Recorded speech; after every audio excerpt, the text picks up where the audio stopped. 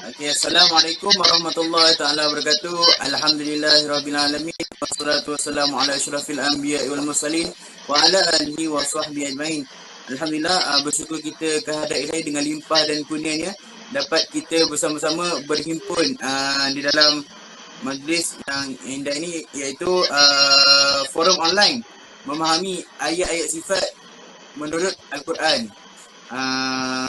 Baiklah, sebelum saya memperkenalkan ahli-ahli panel kita yang masing-masing segak bergaya ni, insyaAllah saya nak kenalkan diri saya dulu. Nama saya Amin Musyid bin Diyamin, selaku moderator kita pada malam ini. Dan sangatlah seronok saya untuk memperkenalkan ahli-ahli panel. Yang pertama iaitu ahli panel pertama kita, iaitu Profesor Muhammad Yudis bin Ismail, yang kita datangkan daripada Kelantan.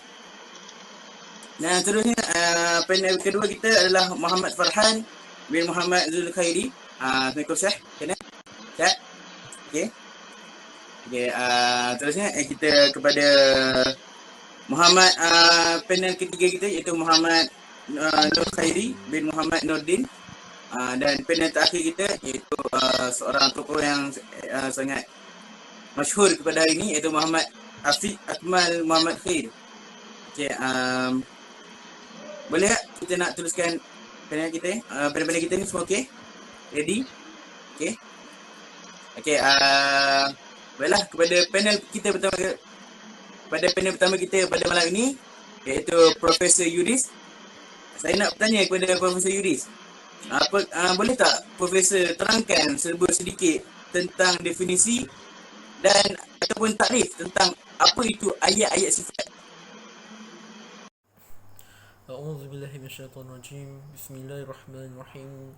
Assalamualaikum warahmatullahi wabarakatuh. Terima kasih kepada saudara Amin Musyid atas moderator pada forum kali ini. Okey, saya akan terangkan sedikit tentang definisi ayat-ayat sifat.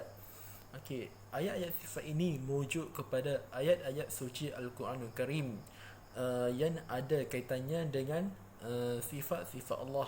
Okey, apa yang kita boleh fahami pada definisi ini adalah ayat-ayat sifat ini adalah seperti mana ayat-ayat mutasyabihat, ataupun maknanya adalah tidak jelas, ataupun sama-sama ataupun kabur.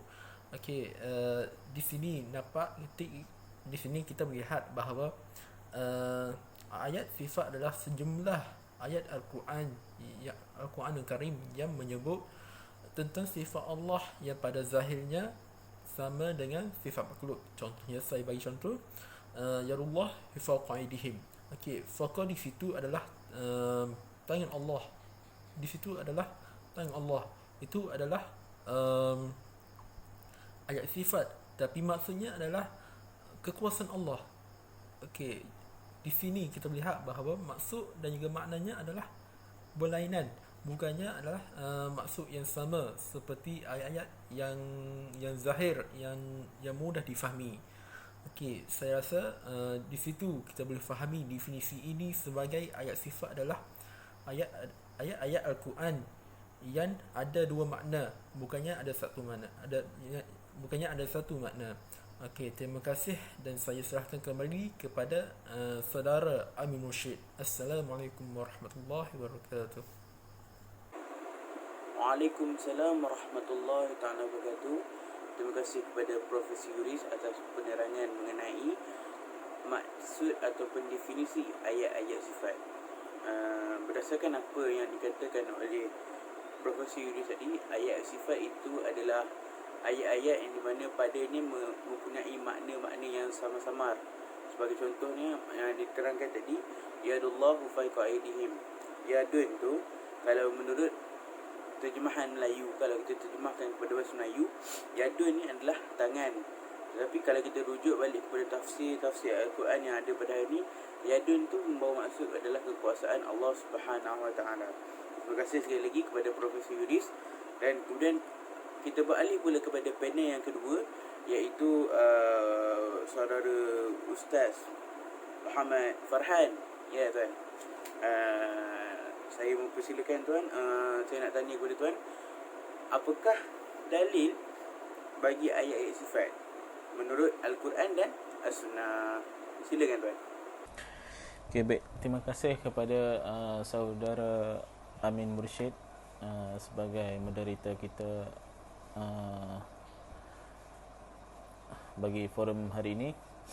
Baiklah, antara ayat sifat yang terkandung di dalam Al-Quran antaranya adalah surah Al-Fat, innal ladzina yubayyi'unaka innama yubayyi'una Allah yadullahu fawqa aydihim. Maksudnya bahawasanya orang-orang yang berjanji setia kepada kamu, sesungguhnya mereka berjanji kepada Allah, tangan Allah di atas tangan mereka. Yang mana ayat sifat yang terdapat dalam ayat ini adalah tangan Allah. Bagi ayat sifat yang terkandung di dalam hadis pula adalah anna Rasulullah sallallahu alaihi wasallam yanzilu rabbuna tabaraka wa ta'ala kulla lailatin ila sama' ad-dunya hina yabqa sulusul lail al-akhiru yaqulu min yad'uni faastajiba lahu man yas'aluni fa'tiyahu man yastaghfiruni fa'aghfir lahu. Maksudnya Tuhan kami yang berbahagia, yang teragung, datang setiap malam di syurga, terdekat dengan kami ketika sepertiga malam terakhir masih ada, dengan berkata, adakah orang yang memanggilku supaya aku boleh bertindak balas terhadap panggilan? Apakah ada yang bertanya kepadaku supaya aku mengabulkan permintaannya?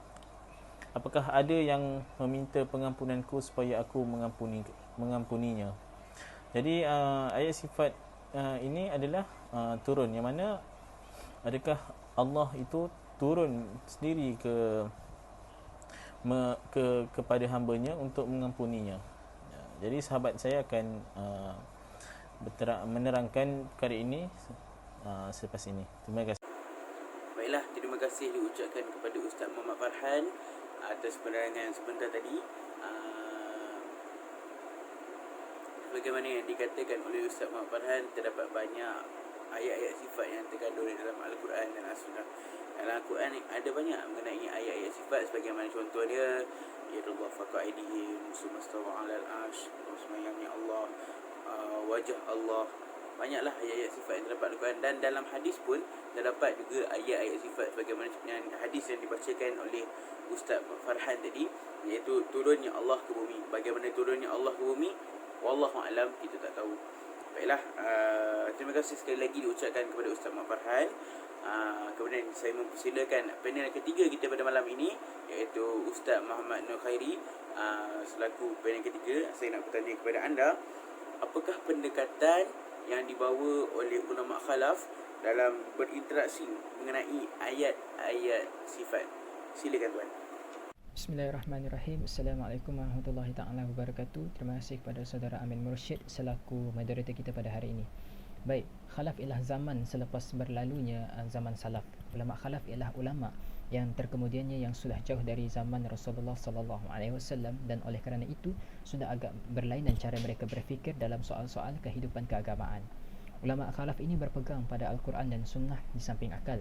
Persamaan salaf dan khalaf, kedua ulama ini berusaha mentafsihkan atau menyucikan Allah dari syubhat ataupun kesamaan dengan makhluk-makhluknya, bahawa Allah tidak serupa dengan sesuatu. Walau bagaimanapun terdapat ulama dan ilmuwan yang hidup pada zaman khalaf, tetapi mereka mengikuti pendirian dan pemahaman ulama salaf, terutamanya dalam berinteraksi dengan nas-nas sifat seperti Syekhul Islam Ibn Taymiyah. Mereka yang mengikuti pendirian dan pemahaman ulama salaf ini akan digelarkan sebagai ulama bermanhaj salaf. Terdapat dua metod yang masyhur dalam mentafsirkan nas-nas sifat mutasyabihat ini.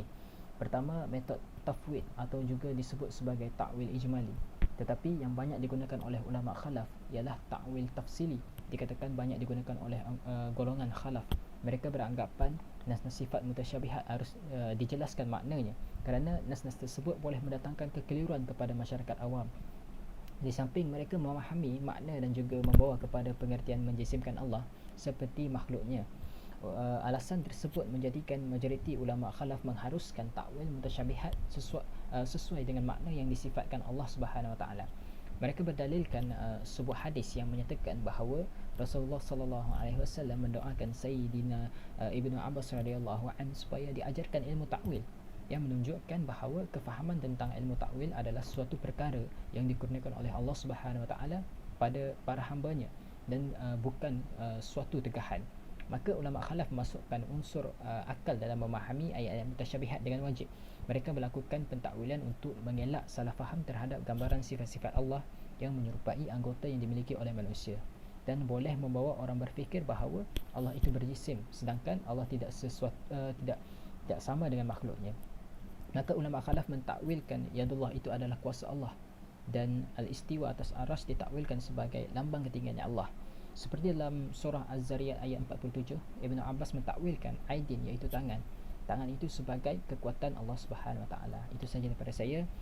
Saya serahkan kembali kepada moderator kita iaitu Amin Mursyid. Assalamualaikum.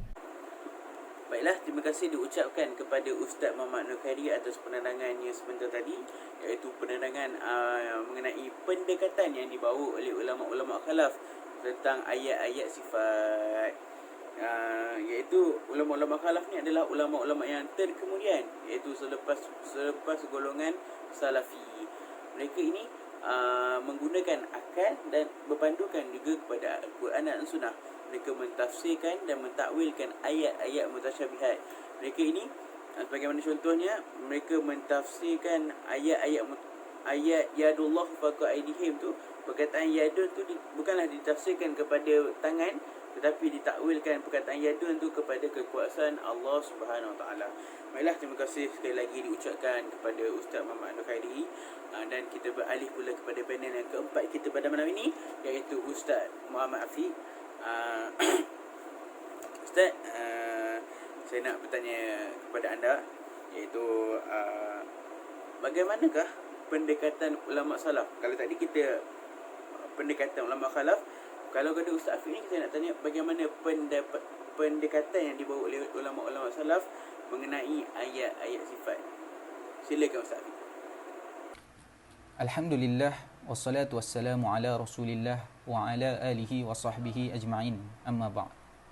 Terima kasih saya ucapkan kepada saudara Amin Mursyid selaku moderator kita pada malam ini, merujuk kepada soalan yang diajukan, iaitu berkenaan dengan bagaimana pendekatan ulama salaf dalam memahami ayat sifat. Okey, baik.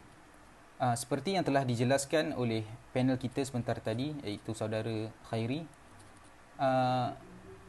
secara ringkasnya ulama salaf ini mereka tidak mentakwil ayat-ayat sifat yang datang daripada Al-Quran maupun As-Sunnah. Mereka berpegang dengan ayat itu sebagaimana ayat itu datang. Sebagai contoh, kata Imam Malik, apabila dia ditanya tentang istiwa, kata Imam Malik, istiwa itu maklum, kaifiatnya majhul, iaitu tidak diketahui. Beriman dengannya adalah wajib dan bertanya tentangnya adalah bid'ah. Jadi Imam Malik adalah antara ulama yang berpegang dengan manhaj tidak mentakwil. Begitu juga dengan Imam Asy-Syafi'i.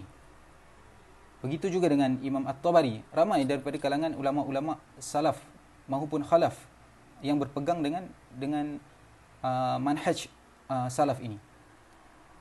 Saya cuma nak sentuh tentang isu yang berlaku dalam negara ini, di mana kebanyakan daripada golongan yang berpegang dengan manhaj yang mereka ikuti tidak memahami tentang khilaf.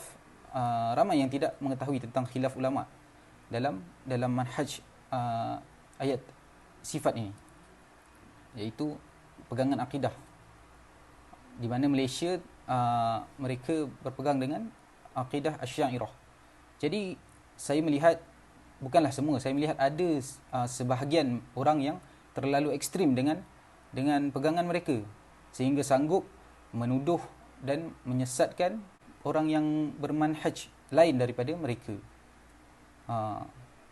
Sebagai contoh, ada ustaz-ustaz yang mengatakan bahawa siapa yang berpegang dengan ayat sifat ini, boleh membawa kepada kekufuran.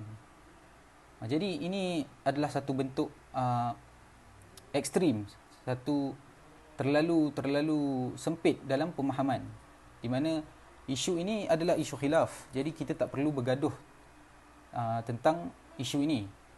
Sesiapa yang mahu berpegang, mahu takwil, dia takwil.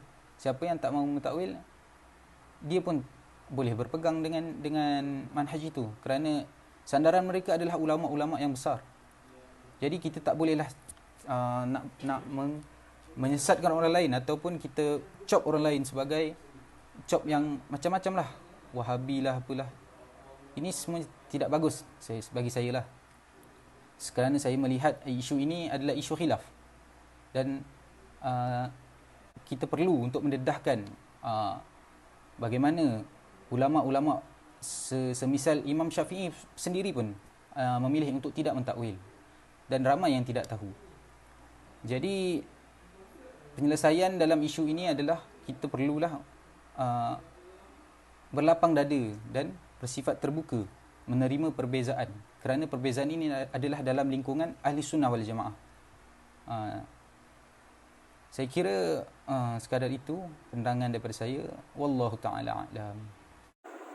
Baiklah, terima kasih diucapkan kepada Ustaz Muhammad Afiq atas penerangan beliau sebentar tadi mengenai pendekatan-pendekatan yang dibawa oleh golongan Salafiyah dalam memahami ayat-ayat sifat, iaitu mereka tidak mentakwilkan ayat-ayat sifat ini, tapi mereka mengimani dan mempercayai sebagaimana ayat itu turun. Sebagai contohnya, mereka tidak mentakwilkan ayat yadun tu kepada kekuasaan, tapi mereka mempercayai yadun itu adalah tangan, tapi tangan itu adalah layaknya bagi Allah dan bukanlah tangan yang sama seperti makhluk, kerana Allah tu laisa kamitslihi. Allah tu tidak menyerupai makhluk. Dan saya amat tertarik dengan isu yang dibawa oleh Ustaz Afiq tadi mengenai golongan-golongan yang ekstrim, sehingga menyesatkan orang-orang yang tidak berfahaman sama seperti mereka. Saya bersetuju dengan pendekatan yang dibawa oleh Ustaz Muhammad, iaitu berlapang dada dalam menerima benda ni. Sebab perkara ini adalah khilaf ulama. Jadi bila khilaf ulama ni, kita perlu berlapang dada. Sebab ada golongan yang berpegang kepada tidak mentakwil dan ada golongan yang berpegang kepada mentakwil.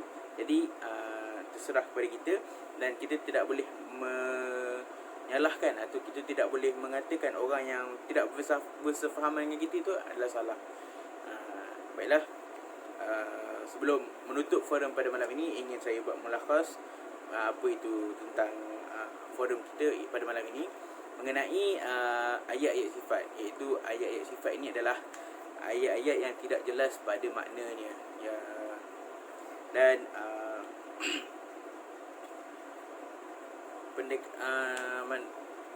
dalam memahami ayat sifat ni terdapat dua kaedah, iaitu dua manhaj yang dibawa oleh Salafi dan Khalaf. Iaitu Salafi ini mereka tidak mentakwilkan ayat Al-Quran, dan Khalafiyah ni mereka mentakwilkan ayat-ayat Al-Quran. Saya menutup forum pada malam ini. Andai ada salah dan kurangnya, saya sebagai moderator dalam mengerusikan majlis pada malam ini, maafkan saya, itu adalah salah dan silap saya. Apa yang baik itu datang daripada Allah, dan apa yang kurang itu pun datang daripada Allah juga, tapi disandarkan kepada diri saya yang lemah dan ini. Baik. Assalamualaikum warahmatullahi taala wabarakatuh.